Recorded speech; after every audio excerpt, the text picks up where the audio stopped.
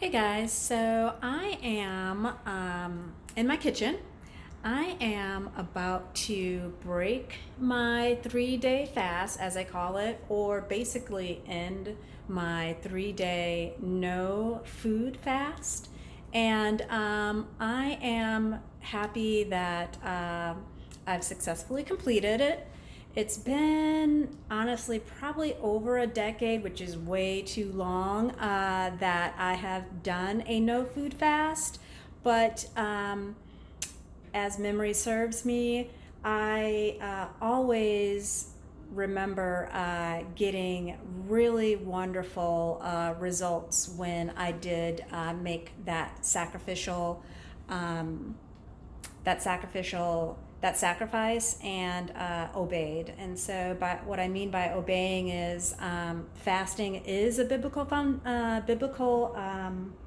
of mandate that the Lord gives us. And so, in addition to it being sacrificial, it's also something that we are called to do as believers in Christ. So, luckily, I was doing this freedom fast with many others in my church. It was basically in preparation for the youth conference, Go Hard for Christ, Freedom Conference that we have coming up this weekend. And so I am really excited about what we're going to see and do this weekend, because just from my 3 days, I have so many wonderful testimonies. So I know that lots of good things are going to happen this weekend as a result of the collective body fasting as well. So, kind of what are some of the attitudes that we should have during and why during and in preparation to fasting? So first off, we want to, no one basically knew I was fasting, all right? So we don't want to like be walking around for whatever amount of time that it is that you decide to fast, telling everybody and kind of like somber about it. But you want to keep it to yourself. I mean, obviously, there are going to be people in your life that you do need to share that information with, but, it's between you and the Lord and the other corporate bodies that are, participating. So clearly, the volunteers and church members that decided to participate, we knew that we were fasting. But again, to the outside world, you don't want to like walk around just all pity party about fasting. So that's definitely not the type of attitude that we're supposed to have. And so that's one thing. Other thing is, how did we decide to fast for how long? We did a 3 day fast, and that was the challenge from the youth pastor. So that's how we decided on the amount of time. And maybe some people did less, and maybe some people are going to do more. But for sure, we shouldn't fast more than like 40 days, right? So Jesus fasted for 40 days in the wilderness. And so anything between a meal to 40 days would be great. I really think that 3 days is a good number. I've done up to 21 days before, and that was really powerful and really challenging for sure. But it just really depends on you and whatever you're feeling that you need to deal with and your goals are. So yes, there were hunger pains, or as I've read, habit pains, right? So one of the things that I feel like we have to get better control of is our bellies. So when we get better control of our bellies, then I feel like we can just whip anything that we need to overcome. So whatever habits, whatever mentally is going on in our brains that are challenging us to be, kind and just the best person that we can be. I feel like fasting is, if we needed to hear, from God on, what we're praying about or what we're, seeking Him for, whatever it is that is your reason or will be your reason to fast. I feel like as soon as we can control our bellies, we can control anything that we have to overcome. So the other thing is, like I said, obeying God. It's important, and it's just part of having His promises come to pass. He loves obedience. Obedience is better than sacrifice, as you know. So fasting is a little bit of both, right? So God's going to come through, and it's important that we do our part as well. So what is fasting? So basically, the definition is willfully abstaining from natural pleasures for a specific amount of time. So like I said, the time frame can be whatever it is that you feel you can do, but it's so important for us to commit to that time frame. So willfully abstaining from natural pleasures for a spiritual purpose. It's just really showing like we have control of our will, our yes is our yes and our no is our no, and we can do it. So it's also a personal commitment to renounce the natural and to evoke the spiritual. So basically saying that the spiritual is more important to me. And fasting is also a dedication to a period of time to devote yourself to spiritual priority of prayer and just really getting to know God more and become more intimate with Him and His Word. So what fasting isn't, it's not missing a meal, accidentally or, intentionally, or like, oh my God, I was too busy to eat, so I didn't eat. Oh, can I count that as a fast? Negative. You can't count that as a fast. It's intentionally taking away food. In this case, we're talking about fasting from food. There are certainly other things that we can fast from. I have fasted from. Lent is a perfect example for Catholics where they fast for something during Lent time. But fasting is also not dieting, so we aren't fasting with the intentions of losing weight. Now, that can and probably will be, one of the benefits or the results of that, but that's not the attitude or the reason behind why you're fasting. So, while we're fasting, essentially what happens is this: that time from food, that time that you are spending to, let's just say, cook your meals for that day. For me, I'd probably say cooking about, 2 hours, 2.5 hours total. That's breakfast, lunch, and dinner, snacks, whatever, preparation as well. Well, that time that we're not spending doing that, we're committing ourselves to prayer, that's us speaking to God, and meditation, that's us hearing from the Lord. And really just doing things that are bringing glory to God, instead of doing that food prep, that food eating, that food digestion, and everything else. So we're replacing the time taken to cook and prep meals with spending time with God. And so, the benefits of fasting, spiritual discipline. Discipline is key to success in life. It increases our spiritual capacity, of course. So I feel like the more that we sacrifice, the more that we get, and the greater capacity we have to hear from the Lord. He's always speaking to us, but when we have other things going on and we prioritize other things, then we don't necessarily always hear from the Holy Spirit when He's speaking to us. So increase in capacity of our spiritual capacity is definitely a benefit of fasting. It gives us a pure heart, so it clears out, lust and any mental distractions. Let's say that, you have arguments going on with friends or families. You don't have time to be worrying about any of that during the fast. And so all of those distractions, that mental fog, really decreases as we increase in our fasting.